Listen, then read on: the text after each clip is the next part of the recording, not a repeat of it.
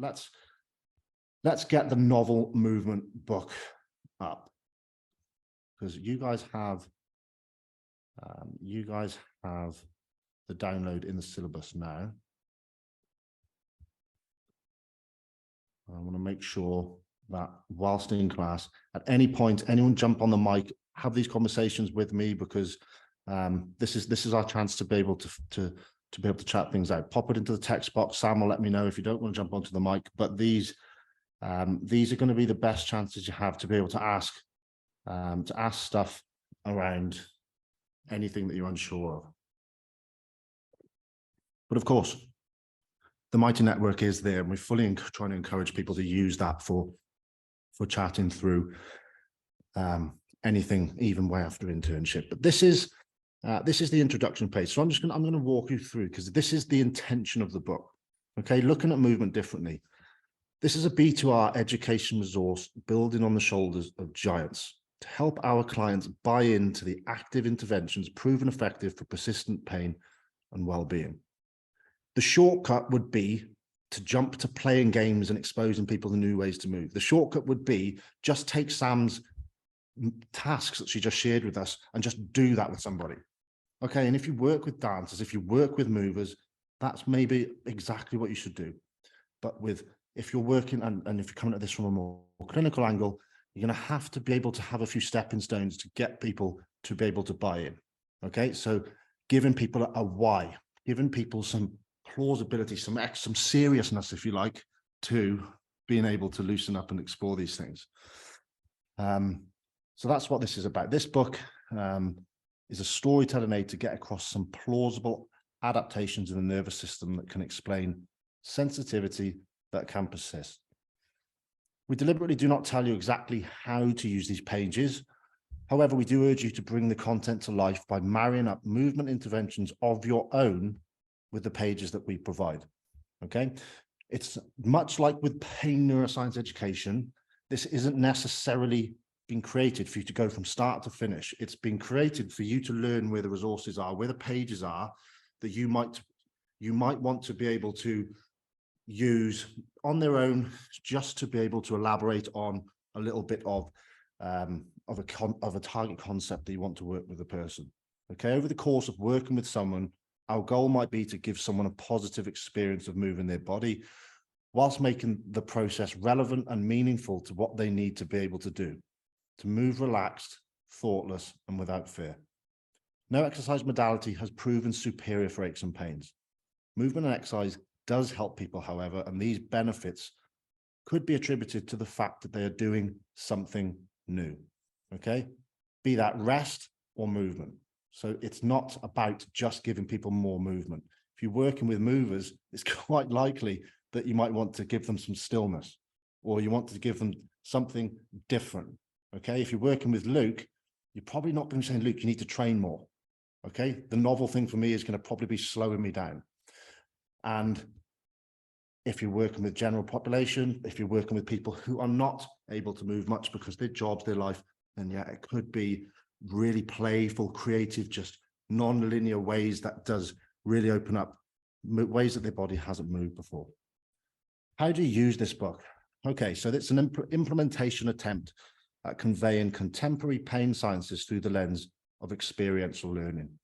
You may wish to broaden your understanding in this area by following up on the references regarding the neurobiology of pain, which is all the things in internship. It's all the things like the Louis Gifford Aches and Pain series, Explain Pain. The idea is, and what I've tried to do with this, is create a way to try and apply these things experientially that otherwise takes a lot of depth and things for people to learn. The artwork on each page has been designed as an anchor that could open up conversation. The alarm, for example, may enable the discussion around the protective function of pain, but only if you feel comfortable to be able to explain that. Okay, and that was really a lot of the emphasis of week 1 and the pain neuroscience education that I've shared in there. It's the responsibility of the clinician or coach to insert this movement intervention into the broader context of a biopsychosocial approach. A central purpose of this book is to provide an aid for expectation violation of feared movements and rebuild positive associations utilizing concepts like movement variability. The book is designed to help find an entry point by doing something different. From here, you take the person as far as you wish or as far as you're able to, okay? You could use this to be able to get buy-in to contemporary dance. And if you happen to have a strong background in contemporary dance, you have a license to have a working relation with someone for a long time, okay? That's your prerogative to be able to do that. A novel movement for a weightlifter might be yoga. A novel movement for a dancer might be weightlifting. A great deal of rehab is informed trial and error. Okay, so that is the intention of how I want this book and resource to be used. And I'm going to take you guys straight through to the end, because for it to be experiential learning, for it to change behavior, there has to be action. It can't just be information. It can't just be splurging what we maybe understand or know. So there is 4 tasks that I have put at the end. Now, if you're going to use the book, you probably want to have one of or more of these tasks as a target concept that you may be going into the intervention to be able to try and get to.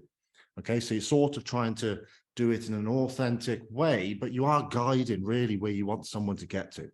So maybe you want to focus on someone's got a very biomedical understanding of their pain, and you like this idea of clouds, not clocks. Okay, this is something that you want to be able to shift someone from and towards all the things that you guys are now aware that are much more relevant when it comes to someone's aches or pains, which is the things in the cloud, the biopsychosocial stuff. Load management, it's there, right? So when people say biomechanics and these, they're not, yet they're important. Have a watch of me deadlifting, have a watch of how someone's going to jump off a roof and land on the floor. Biomechanics are going to be more important with a really high load. But there's an enormous variation around how we can manage load, and being able to have that is a really important idea. It's why RPE is something I'm bringing in next week to learn and have a buffer for reining the intensity into slow changes over time, because that's what the body likes. But stress, that's what we looked at last week. We had a whole target concept around that. Jobs, family, expectations, beliefs. The Canary paper is hopefully highlighted the role of beliefs in practice and being able to gather these. We had Bronnie Lennox-Thompson in week 2, and these are the ABCDEFW questions from Louis Gifford that Bronnie Lennox-Thompson was part of creating. I have this, you guys have now got this in a really neat way. I just have all this scribbled on a piece of A4 when I work with people. This is now the first time it's ever been in a fancy, clean looking format, right? So these questions here are like the main meat of my entire clinical history, is these ABCDEFW. What do you think is the cause of your pain? What are you doing to relieve your pain? Is your pain placing you in financial difficulties? You can go back to the week 4 or 5 weeks of the articles I've written and shared with you around the information that we gather from that, because when we are going to work with a person, the information that we have here, we can put a little mark next to, oh, that's a really passive approach to their care there. I'm going to have to work on unraveling that. Or they've got very set beliefs there that their pain is to do with their age. And that's something that we don't have much control over. And that, again, is going to be something I'm going to have to work on. If I'm going to get them to explore some of these tasks that I've just learned with Sam, Christ, I'm going to have to unravel their current belief around their age being the reason that they can't move their knee. And we could spend all day, but we had a whole week on beliefs. But this year, and I have a page to be able to open up that conversation for you, if that's something that you would particularly see as something that you'd want to work with the person. Now, I call these experiential pauses because you see these little pauses throughout the book, which would anchor to that page where you might want to focus on it. Because the second one here is what hurts. Okay, so considering that we can become sensitized to movements, tasks, or activities, try to identify what they might be for you. This could be a movement such as bending or lifting. It could be a static position like sitting or standing. It could be an activity like walking to the shops or mowing the lawn. It might be sport or training related, like a bench press, a handstand, an Ironman, or a dance. Identifying these for you helps you work backwards from there and start putting footprints in place to work towards that. Goal setting is something that's not done well in clinical rehab. And if we can do this task, we can identify where someone needs to be able to get to. We could identify that. It could be, it's an overhead movement of the shoulder. I was presenting at a big conference in Birmingham on the weekend, the shoulder symptom modification procedure by Jeremy Lewis that I include in the loading extension in January.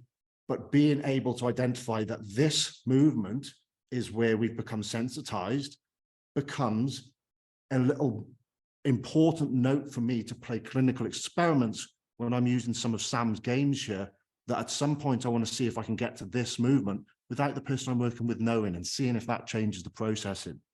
Okay, being able to identify what the sensitized movements or task is here helps us to be able to play with how we're going to go into sessions. Okay, the next one, which Aaron Kubel made a really big point about when he was sharing, is break it down and start the thing. There is almost without exception, you do not need, well, let me just read out here. It is true that our body likes small and slow changes, which goes against our impulses and desires to push on. For this task, we invite you to look back at the task above where you may have identified what you need to be able to do again. How might you break that task or movement down to find a tolerable entry point from which you can gradually progress? Some options to manipulate include reducing the range of movement. The speed or the tempo is a classic that we do in early stage rehab. Try to increase the ease of movement by letting go of tensions, or maybe you need to rest. If you tried rest, however, you may wish to take a different approach to move forwards towards your goal. Perhaps your goal was training or sport related, and a clinician or coach might help you find a well-paced plan to get you running, lifting, handstanding, juggling, whichever it may be. Aaron made a really good point that this doesn't have to be just a handstand. This could be, I want to be able to travel again. How do we find and work backwards and use this task for, okay, what is it that's stopping somebody from making a first step towards traveling? Okay, you just need to get travel brochures out, and we need to start doing some imagery and mental preparation and reading. Ways to be able to move forward. At the moment, this is something that I've had with my own dad. He doesn't have the same training aptitude and interest as myself, never has done, but he does love football. He's in his late 50s and has always struggled with knee pain, but recently he has started a walking footballs club. And that is a way of starting the thing. He doesn't need to do balance exercises. He doesn't need to do small foot exercises. He doesn't need to do any prerequisites. He needs to do the thing. And he needs to do it at a slow pace that he can gradually get going. And that is something that is completely unique and individual, because if we want to be able to get someone to, I'm just looking at Dario because I can see Dario, but Dario's capoeira class, well, they are going to need to balance. So they're going to need to be able to maybe use that as an entry point. And whichever way we want to be able to go, this task helps us to look at and identify and help someone find the entry point and start doing it. This one here, try moving differently, was what I shared if you were involved with my class, of taking through a few pages to get to the point of, are you up for trying to move a little bit different? And that would be to be able to take this one. Okay, maybe you're working with a healthcare professional or a coach who has encouraged you to move around your painful body part for some time. Okay, but at some point, we might try to achieve those movements in a new, creative, or sometimes even sneaky way. Example I shared with my shoulder up here before. Okay, this is a good thing. We're trying to rebuild positive associations with movement that do not set off our protective alarm. Consider the painful movement you identified. We're going to try and achieve it in a new or novel way, perhaps drawn upon games or tasks that we haven't done before. This should be a blended choice of what you like and the movement background of your coach or clinician, which is also stated clearly in the European Journal, Spine Journal. The rehabilitation that someone delivers is going to involve the patient's preferences, but also should involve the competencies and experience of the clinician. And again, once we can be liberated and not paralyzed by the fact that no one type of exercise has been superior for aches and pains, that's where you see, if you look back, me using capoeira in rehabilitation, me using juggling in rehabilitation, me using dance in rehabilitation, because we are confident that we just need to find a safe entry point. And if someone enjoys it, then they're more likely to be able to stick with it. Positive associations, rebuilding pain memories, which is a big component of what this whole thing of novel movement is all about. And this final one here, so that again, if that was your thinking process of what you're going into this intervention with, this session with your person is, I want to prime for these movement tasks that I want to be able to include, which I've just learned with Sam, or which I've just learned on a fighting monkey workshop. The second, again, once you understand this as a framework, when I went to the fighting monkey workshop with Sam, it's so simple for me to just plug and drop new tasks into the same reasoning and adapt what I'm doing and just go and get fresh ideas. It's how I built Back to Roots, by going to London and going on a tree climbing workshop, by going to London, which is where most things come to shit, and going to a contact improvisation workshop, or going to a body rhythms workshop, or jump rope, or and you see that this goes on infinitely. Okay. The final task here, because again, all of these interventions, if you do this one, which around beliefs, if you do this one around identifying the sensitive movement, this one around finding the entry point, this one around getting someone to explore moving differently. Again, some of the pictures give away what we could do. Could be gaming, could be virtual reality, could be using a swing ball. This final one is changing the context, changing the parameters around the intervention. Okay. Step back and see how your context is influencing you and your pain. It could be as simple as introducing music or reorganizing your workspace or home. Appreciate how entwined we are with our context helps us to maybe think like environment architects, putting ourselves in different settings to positively influence our experience. Pain can be used to a specific place, can be tied to a specific place or trigger, and that's ecological dynamics. My movement or exercise prescription lectures, guys, by the way, are week 10, 11, 12 is pre-recorded, where a lot of this I have covered as well, but a big proportion of the internship has been covered that you guys will be familiar with.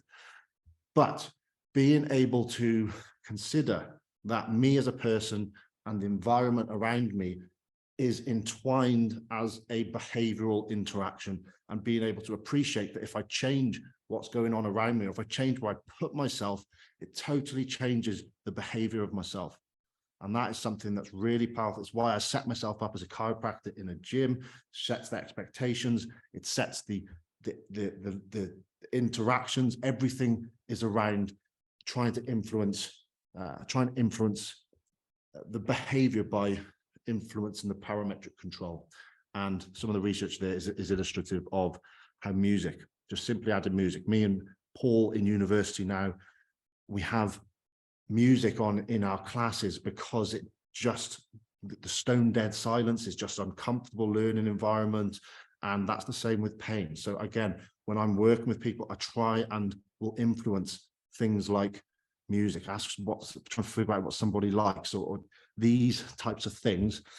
And this is the little fable of the blind men and the elephant. Has everybody heard the blind men and the elephant fable? No one's heard the blind man and the elephant's fable. So this is a classic where each of these blind men they're blindfolded and they have to feel the object. And this one is feeling from behind and he's saying, it's a rope. It's definitely a rope. I can feel it.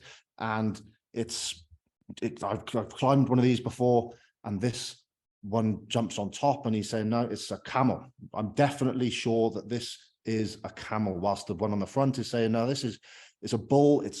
I can feel the horn. This is definitely, we're all feeling a bull.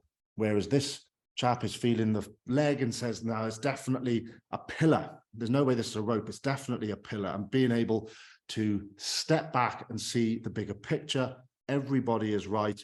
And it's a metaphor of being able to have a broader picture or a broader approach. And this is a conversation that I'll have with my clients when they'll be perhaps come very focused on their back pain. And this fable opens up the fact that I'm going to be trying to take a step back from the elephant and see the broader picture, see the broader context. It also opens up a little illusion that I've drawn into here, which is that you might notice that this mammoth has, Sam, did you spot this? The mammoth has an odd number of legs, which could open up the conversation around how visual illusions work. They work because they are lines that conflict with our experience that an elephant can only have 4 legs, but I'm seeing these lines make sense that this is a leg here, this is a leg here, this is a leg here, this is a leg here. Hang on, this is a leg here. This elephant's got 8 legs. How's that work? It's missing a foot. Oh, vision is quite easy to trick. So is pain. It opens up this conversation around how vision can be inaccurate, so can pain. And that is potentially something to be able to soften the fact that we need to work into pain a little bit. It's not always telling us, in fact, it's never telling us an accurate reflection of the state of the tissues, but it does tell us about danger or potential danger.